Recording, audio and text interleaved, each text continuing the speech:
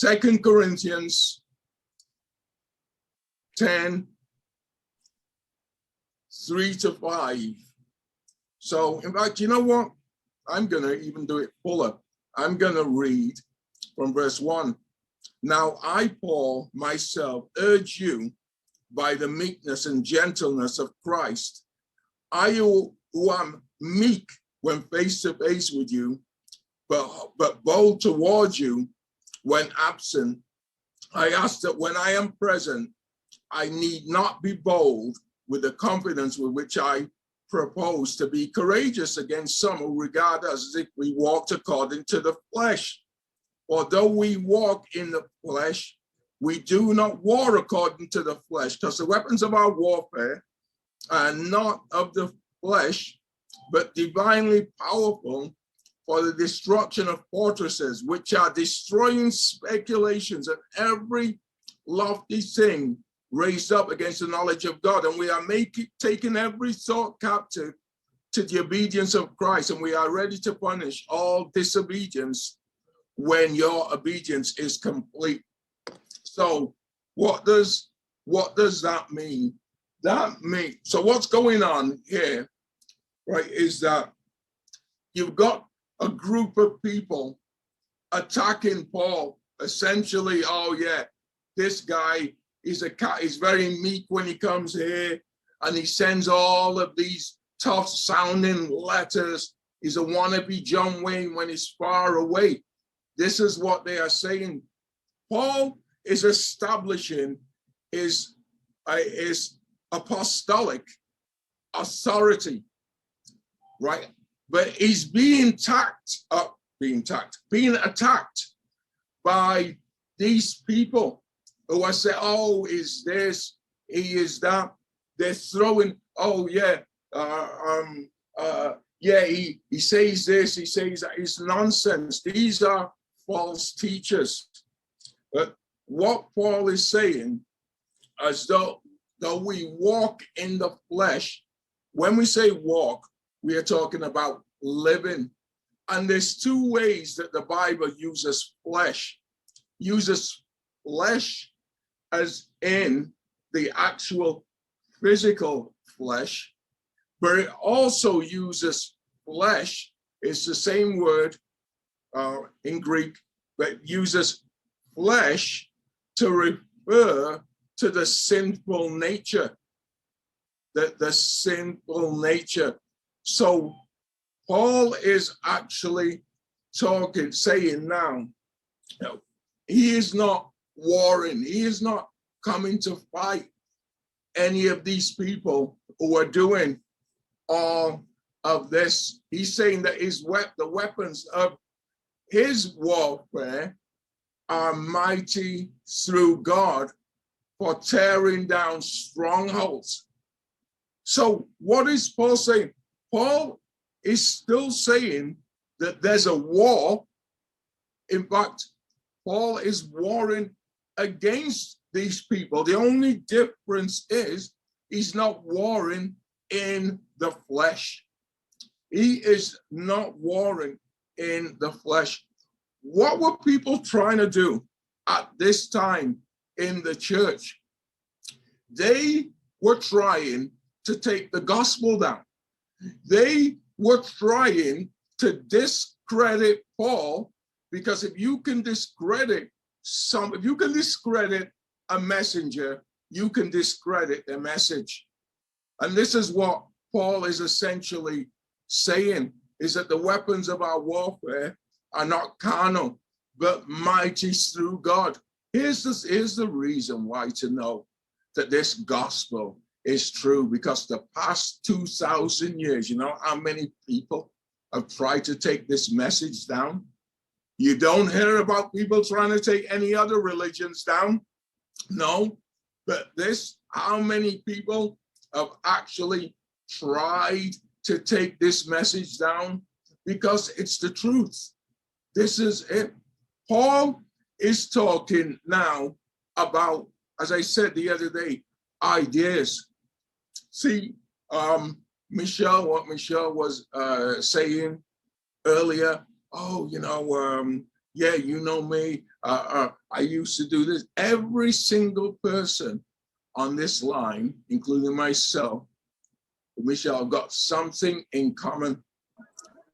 There was an idea, an erroneous, a deceitful idea that took us down the wrong path.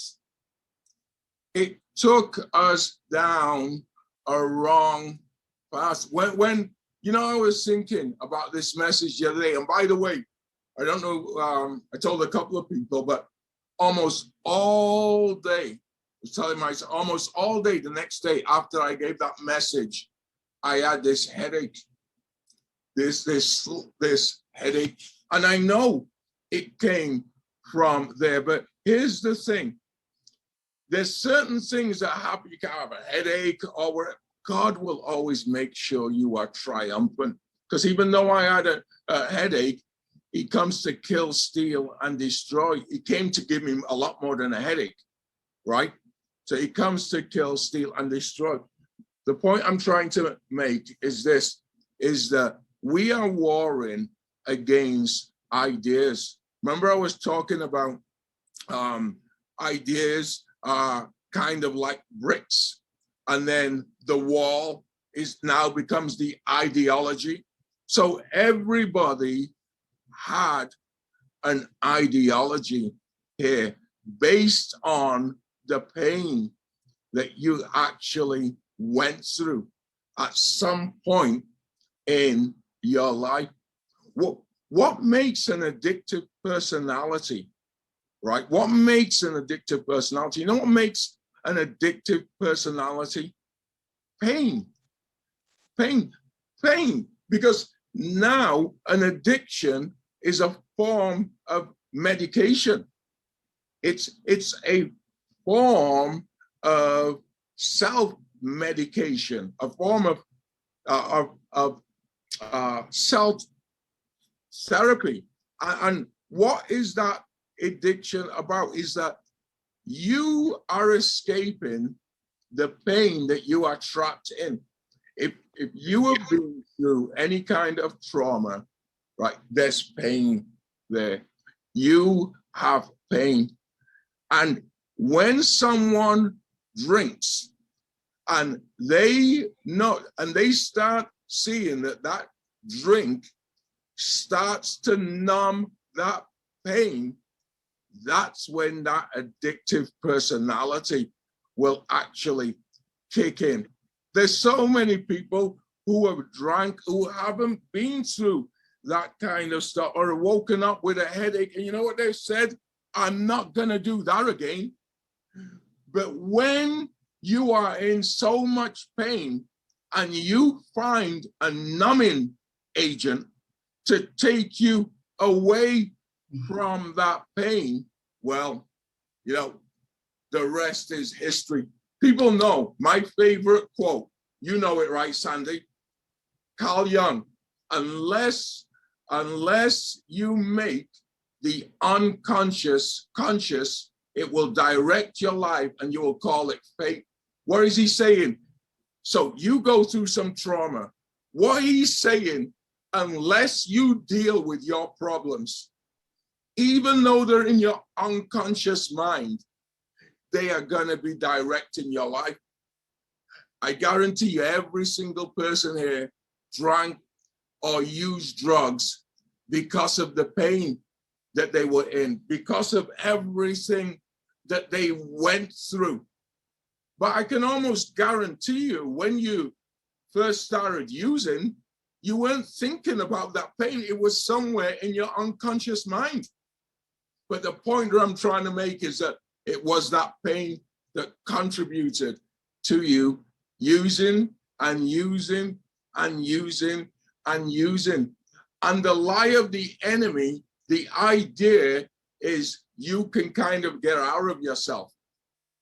You can, I think Michelle said that too, about trying to get away from yourself. That's what it's all about. There's pain right here now. If I can get numbed up for a period of time that I don't have to feel it, oh, great. And what do we ultimately get addicted to? being messed up, really, being messed up, substances that can take us somewhere else out of that pain. This is anybody who has got pain undealt with, have an addictive, a potential addictive personality, really. Because if they can find something that can numb that pain that they can take over and over again, they're going to do it. And when we first started, I remember when I started drinking, in fact, actually, I was 14. I remember I actually, was sick all over myself, vomited all over myself. You know what? I'm going to do that again. And why is that? Because of the pain that I'm already in. But you know what? Wow, that night I didn't feel anything. I'm all blacked out. I'm oblivious to everything. You know what? I do not have to feel for a while. Oh, give me another drink. Give me another drink. Let's perpetuate this. Because if you have pain or unaddressed trauma, so it's there in your unconscious mind, you might not be picking up that drink and say, well, I'm drinking because of, I guarantee you, it's contributing to you picking up the drink, picking up the food. Because what does food do? It causes a release of dopamine in your brain. It's a neurotransmitter. What does dopamine act as? It acts as a painkiller, right? It acts as a painkiller. And so you will get addicted to killing that pain. What do they talk about? Everybody's heard of emotional eating. Everybody's heard of the term comfort foods. I mean, foods are not made for comfort. Foods are made to nourish the body, not to give the emotions comfort. That's the problem. Are you eating for nourishment or are you eating for comfort? But that's a lie from the enemy about that. Yeah, you should eat for comfort because we know you're going to eat your way into bad health. Same thing with smoking and drinking. I heard about someone who just died of alcoholism at 43 years old, right? Drink. I know, I don't even need to know that person to know that that person was traumatized. I don't need to know that person to know that he was traumatized. The fact that somebody drank their liver and their kidneys away, right? Hey, it goes without saying, this was clearly not someone that had a drink now and again. And I remember on one of the Saturday mornings where I actually said, it's not just the addiction that you have to address, but it's the underlying problem that needs to be addressed. If you don't address the underlying problem, you'll be addicted to something else. Everybody here knows that food addictions, booze addictions, drug addictions, nicotine addictions, vape addictions, gambling addictions. Yeah, because as I said, these are all different ways of self-medicating. You have to address the original problem. You have to address the underlying problem. Now, very, very important that you address the underlying problem. Otherwise, you're gonna find something else to self-medicate. And the lie, here's the lie. It is the idea that you've got somehow this is taking you away, and this is taking you away from your pain, and it's comforting you. But it's a lie, isn't it? It's not dealing with your pain. It's not really taking you anywhere. It's getting you messed up where you are physically. And ultimately, you've got the pain from the trauma, and now you've got the issues from being messed up. I had a client, lots and lots of trauma, right? In fact, this client, cocaine addiction, she was actually doing a PhD at Brown. And thank God we got her out of Dodge. She's in Washington now, so away from all of the drug dealers, but had a lot of trauma. And what was she use so much cocaine now, she's almost getting thrown out of a place for not paying the rent. So you've got the trauma, you've now got the addiction that is now causing more problems. And so your problems are just compounding and compounding and compounding. So what seemed like a good idea or like a solution, as I said, we know it's a lie, is just really digging a deeper hole for yourself. Really, that's all. You're digging a deeper hole for yourself. You are now digging your own grave. That is all. That's the lie. That somehow getting messed up is the way to do it. I tell people in therapy with me, you have to change your entire attitude, the way that you think about whatever it is that you've been through, the way that it's not good enough to simply lose the weight. Not good enough, because if you lose the weight and you'll put it right back on, there has to be a change in attitude towards food. Really, a change in attitude towards food. Understand one thing, right? Weight on, weight off, weight on, weight off. It's something emotional. It is something emotional. And taking weight on, taking weight off really is kind of silly, because the actual core root problem is not dealt with. And that is some erroneous thinking, something that exalts itself, as Paul says there, against the knowledge of God.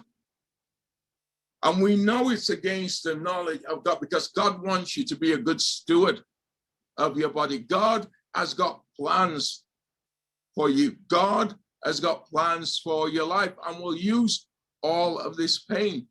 Everybody should know that, hey, listen, that's true.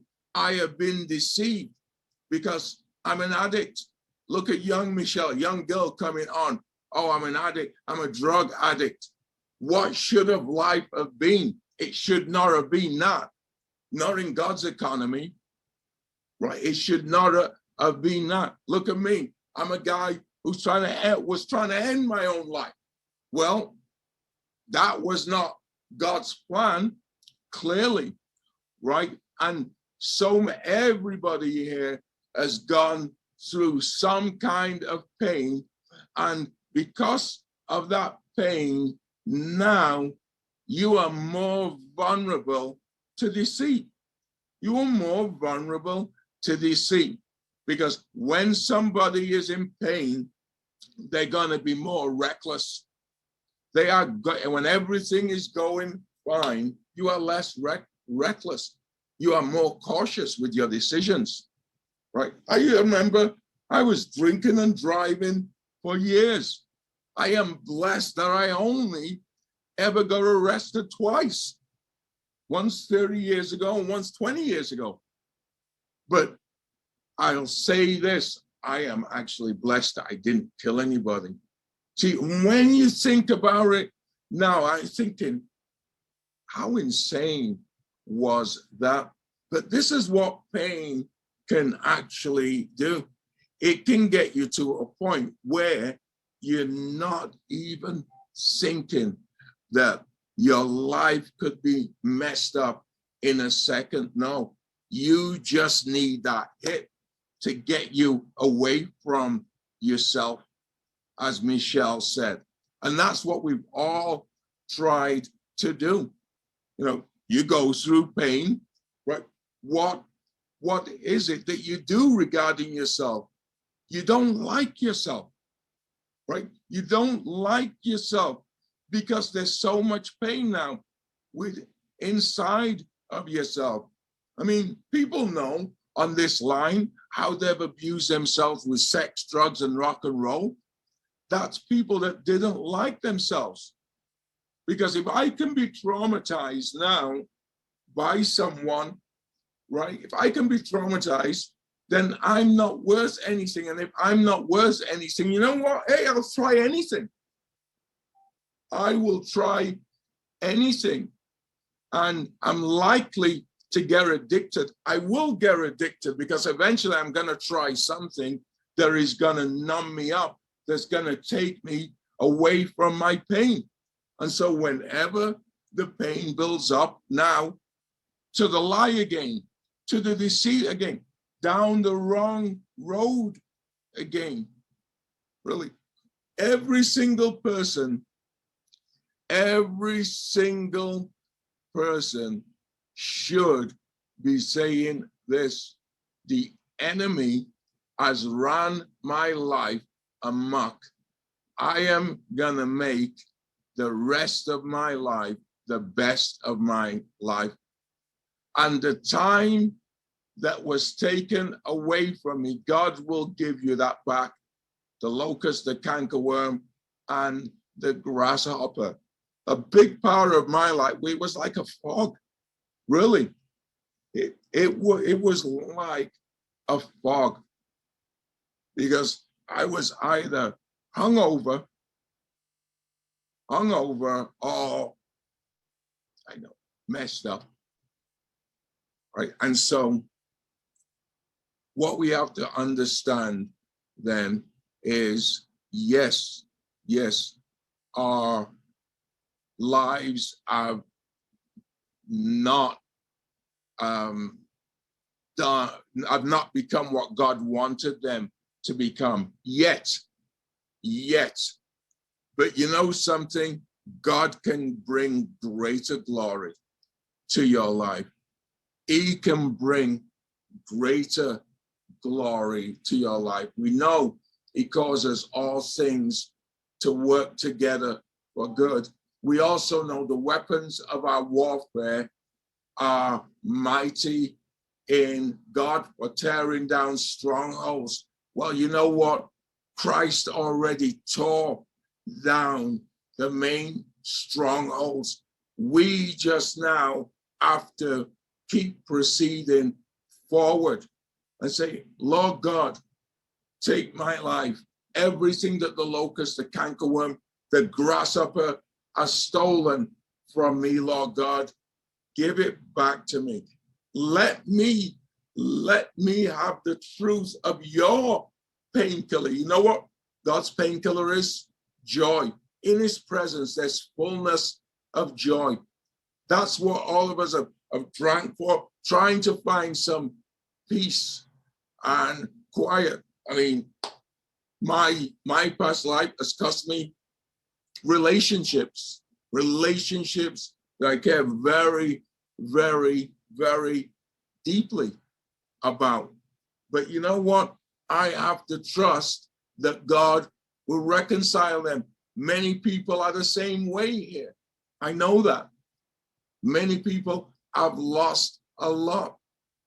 But here's what you have to remember. God can give it all back. Job, 42:10. Job prayed for his friends, and God gave him twice as much as before. Right? So everything that has been lost can be gained, and then some, and then some. And you know, even though the enemy took our lives down a path that we didn't want to go down, you know what? God can put us and will put us on the yellow brick road. The yellow brick road, if we believe in.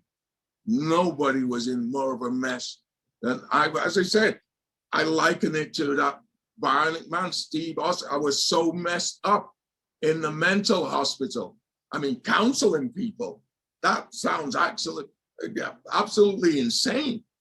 Really, counseling people and then going to the mental hospital to counsel people and pray. I never would have thought it. So I'm saying that your life can be turned around 180 degrees. We were deceived. That's what we have to understand. And that's what we have to know now. When we are making decisions, you know what should happen now? No, it should be incredibly intentional. Wait. Why am I doing this? Really? Why am I doing this? Take a little bit more time. Really. Don't, any kind of conditioned behavior, you know what you want to do? Be intentional with that behavior. Be more deliberate. There are things that we do without even thinking. Now because they're conditioned, now we have to start thinking in order to recondition. I know I totally reconditioned my life, and anyone can recondition their life. It's just a case now of changing our minds, tearing down those strongholds, right, and building up new thinking patterns. In psychology, we call it cognitive restructuring, just restructuring your thinking. Cognitive is just a fancy word for thinking. That's it. Really, restructuring. It's, you know why it's important? Because a lot of people, and why I like that quote is by Carl Jung, is a lot of people do attribute that, oh, you know what, that's just my fate. That's just my plight in life. Everything that has happened to you was not fate. No, it didn't just happen. Everything that happened to you was very intentional, very deliberate, very much on purpose, very much evil, very, very much to destroy you. And I know that you would have been destroyed, like I would have been destroyed if the hand of God wasn't on your life. So what's the question now? Like Paul asked when he got struck down on the road to Damascus, who are you, Lord? And what do you want me to do?